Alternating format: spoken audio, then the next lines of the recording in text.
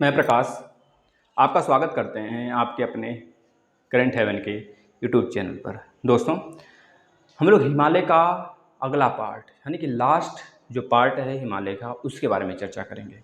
शिवालिक हिमालय हमने देख लिया है दोस्तों।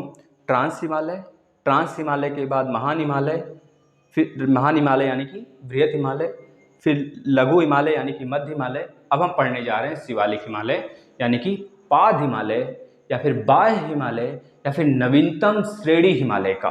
ये चार नाम हैं, याद रखेंगे। अब ध्यान से देखेंगे दोस्तों, जो इस श्रेणी का यानी कि जो आपका ये नीले कलर से नीचे दिख रहा है, नीले कलर से लास्ट में आके टूट फूट गया है इस तरह से, और इधर फैला हुआ है, इस कदर इधर नीचे गिरा है। सारी बातें करेंगे, ध्यान से सुनते चलिए आप लोग। जो यह आपका शिवालिक हिमालय है, यह हिमालय नवीनतम हिमालय की श्रेणी है।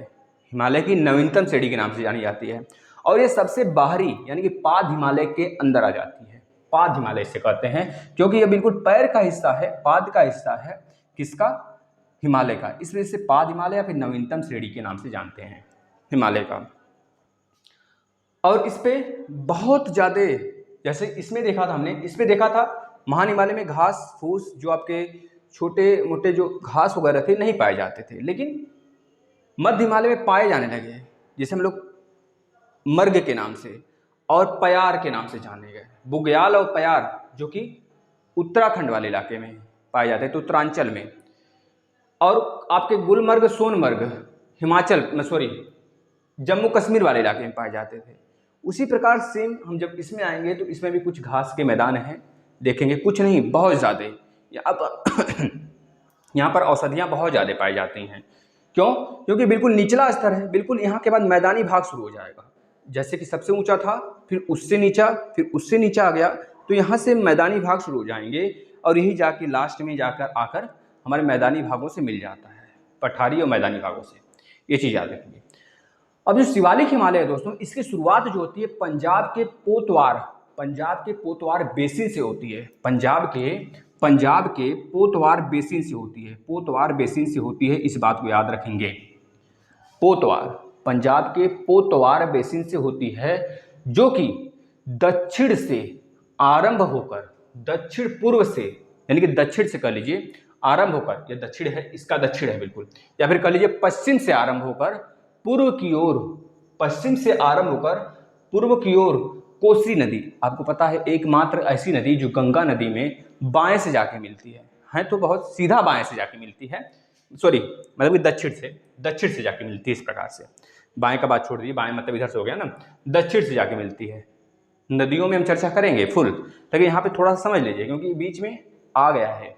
तो कोसी नदी तक यह फैला हुआ है दोस्तों, याद रखेंगे, कोसी नदी तक, अर्थात 87 डिग्री। आपको पता है दोस्तों 85.5 से हमारे देशांतरी लाइन, जो हमारी टाइम जोन है, वह गुजरती है। उसके जस्ट बाद ही थोड़ा सा आगे जाएंगे तो देशांतरी लाइन पड़ेगा।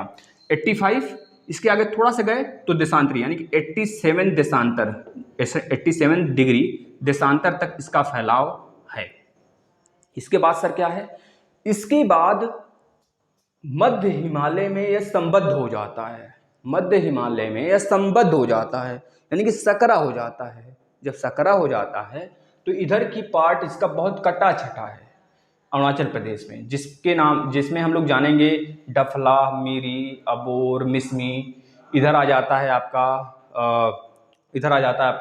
गारो, खासी, जैंतिया, और इसी में आपका इधर स्थित है दोस्तों अराकान योमा पर्वत। इसको बताएंगे, जो कि अराकान योमा पर्वत है। और जो आपका तुजू दर्रा है मिजोरम में, तुजू दर्रा से म्यांमार में जाने का रास्ता प्रदान करता है दोस्तों तुजू दर्रा, अराकान योमा पर्वत को काटकर। ये चीज़ें हम पढ़ेंगे, विधिवत पढ़ेंगे और पढ़ भी रहे हैं। आप लोग बस ध्यान से सुनते रहिए, सुनेंगे जितना उतना ज़्यादा आपको याद होगी चीज़ें, ठीक है ना। अब अंत में यह मध्य हिमालय में जाकर मिल जाती है, यानी कि असंबद्ध हो जाती है। यह दिखाई नहीं देती है, असंबद्ध हो जाती है, मिल जाती है। जैसे लगता है कि वह मध्य हिमालय ही है। शिवालिक हिमालय जब मध्य हिमालय मिल जाती है तो लास्ट में हमें लगता है कि मध्य हिमालय ही है, ठीक है। इस बात को लिख लेंगे। पंजाब में इसकी जो चौड़ाई है, इधर इस साइड पश्चिम की तरफ 50 किलोमीटर तक है। कितना? 50 किलोमीटर तक है। लेकिन अरुणाचल प्रदेश में जाते जाते इसकी चौड़ाई हो जाती है शिवालिक हिमालय की मात्र 15 किलोमीटर। लिख लेंगे, इधर इसकी चौड़ाई कम हो जाती है, इधर इसकी चौड़ाई ज़्यादा है। ठीक है। इसकी औसतन ऊंचाई जैसे हमने देखा था मध्य हिमालय में 3000 से 4000 के बीच में, और महान हिमालय में यानी कि बृहत हिमालय में हमने देखा था दोस्तों 6000 की एवरेज की ऊंचाई थी। लेकिन इसमें जो आपका शिवालिक हिमालय, इसमें जो ऊंचाई है पहाड़ियों का, चोटियों का, वो 900 से 1200 मीटर तक है। 900 से 1200 मीटर की ऊंचाई तक है। ये चीज़ याद रखेंगे, ये औसत ऊंचाई बताई जा रही है आपको। ठीक है, औसत ऊंचाई। अब शिवालिक हिमालय को जम्मू में जम्मू पहाड़ी के नाम से जानते हैं। शिवालिक हिमालय को जम्मू में जम्मू पहाड़ी के नाम से जाने जाते हैं। ठीक है। लेकिन जब इसे पश्चिम से पूर्व की तरफ बढ़ाया जाता है तो इधर बहुत कटा छटा है, जो कि बहुत बार एग्जाम में पूछा जाता है, क्रम से भी पूछ लिया जाता है। तो अब क्रम से ही याद रखेंगे। अरुणाचल प्रदेश में इसे डफला, मिरी, अबोर, मिसमी के नाम से जानते हैं। डफला, मिरी, अबोर, मिसमी। ड मी अमी, ड मी अमी, इस तरह से ट्रिक कुछ बना लेंगे। डमी, डमी, अमी, डमी, अमी। ड माने डफला, मिरी, अबोर, मिसमी। डफला, मिरी, अबोर, मिसमी। जम्मू में यानी कि शिवालिक को जम्मू में जम्मू कश्मीर या फिर जम्मू पहाड़ियों के नाम से जाना जाता है। यही अरुणाचल प्रदेश में जब आ जाता है तो क्रम से डफला, मिरी, अबोर, मिसमी के नाम से जाना जाता है। ये बात याद रख लेंगे। शिवालिक और मध्य हिमालय के बीच में ओक घाटियां पाई जाती हैं। कौन सी? ओक, ओक नाम की घाटियां पाई जाती हैं। यह चीज याद रखेंगे। और इसके बीच में ही मतलब उन घाटियों को ही हम क्या कहते हैं? दून और द्वार के नाम से जानते हैं।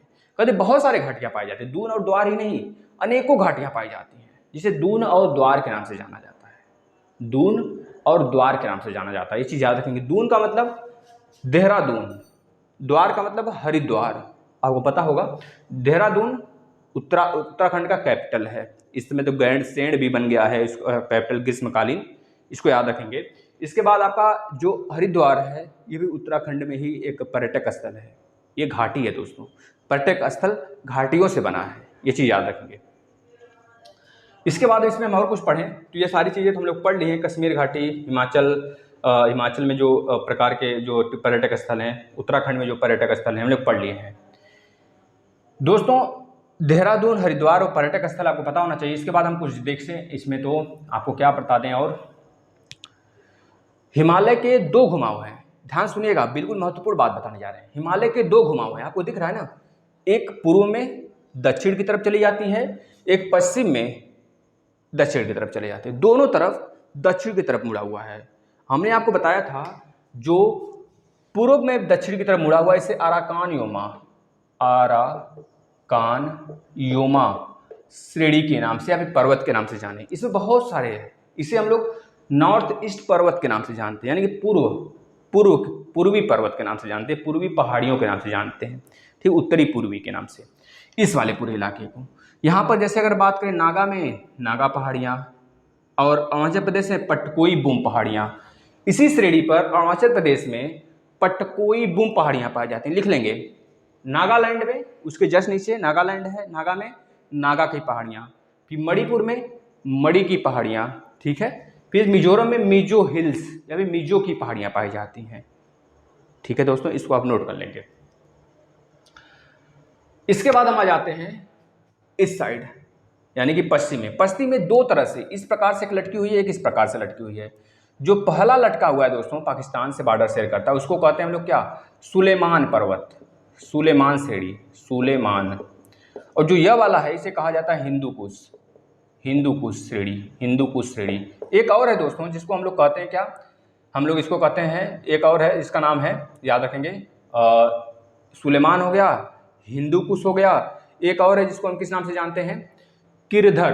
किरधर कौन सी श्रेणी दोस्तों? किरधर की श्रेणी, किरधर, किरधर, किरधर की श्रेणी। ये तीनों श्रेणियां हैं। हमने एक एक्स्ट्रा बताया आपको, वो चीज़ आप कॉपी में नोट कर लेंगे। सुलेमान श्रेणी, हिंदू कुश श्रेणी, किरधर श्रेणी, जो कि पश्चिम की तरफ से दक्षिण में लटका हुआ है, हिमालय का पार्ट है, जो कि पाकिस्तान से बॉर्डर डिवाइड करता है, ये बात लिख लेंगे। अब आपको 2-3 चीज़ें पूछी जाती हैं दोस्तों, कौन कौन सा?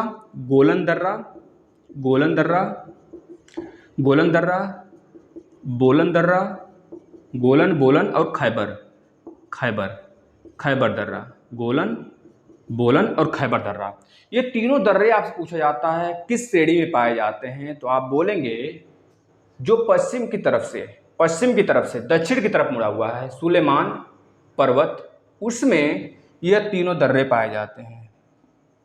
आपको पता होगा खैबर दर्रे से ही सिकंदर भारत में आया था, खैबर दर्रे से ही सिकंदर भारत में आया था और राजा पोरस के साथ जिसकी युद्ध हुई थी, लास्ट में सिकंदर बिल्कुल हार जाता है, लेकिन झेलम नदी के कारण, मतलब कह लीजिए कि बाद में वो भारत में उसका पूरे तरीके से शासन हो जाता, लेकिन कहा जाता है, माना ऐसा जाता है कि राजा पोरस से वो बहुत प्रसन्न हो जाता, लेकिन राजा पोरस भी बहुत ही बलवान रहते दोस्तों। अगर इनकी पूरी आप कहानी देखेंगे आप आकर यूट्यूब पर या फिर कहीं भी, तो आपको पता चलेगा कि जो राजा पोरस थे वो किसी से हार नहीं मानते थे। उसके घर में जाकर जब वह दोस्तों इधर आपका जो आपका इधर बंगाल की खाड़ी है, इधर आपका अरब सागर है, तो अरब सागर में अरब की खाड़ी वाले क्षेत्र में जब वो आया था बहमनी राज्य पे, बहमनी राज्य को जब हड़प लिया था सिकंदर, तो उस समय राजा पोरस गए थे वहाँ पर, उसको हरा कर आए थे और उसके घर में जब घुस कर आए, मारने आए, मतलब उसको हरा कर आए, तो उससे यह बात बोले कि कभी भारत की तरफ आंख मत दिखाना।